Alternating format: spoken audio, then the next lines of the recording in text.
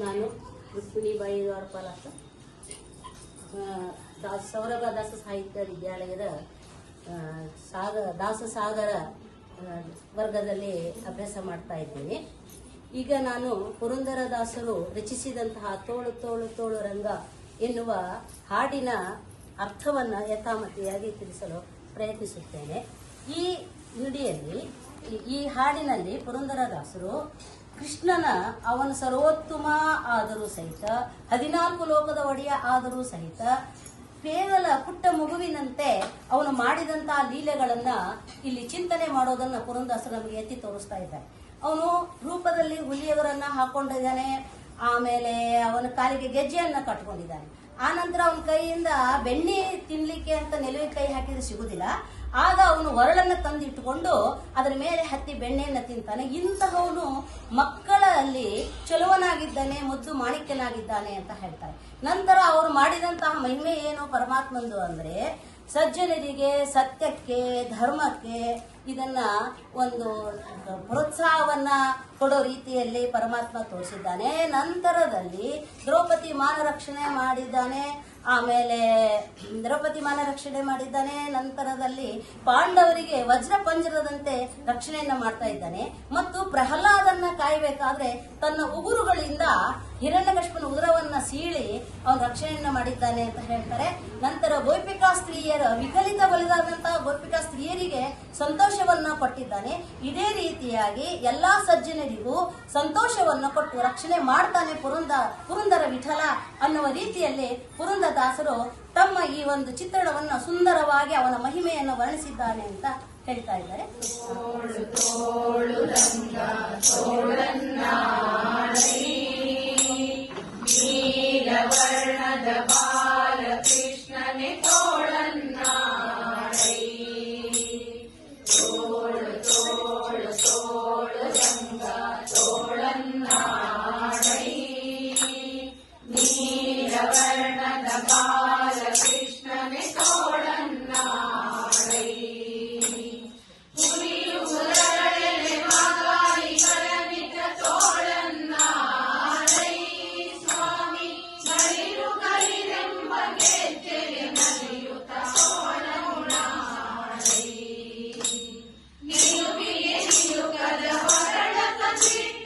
Toda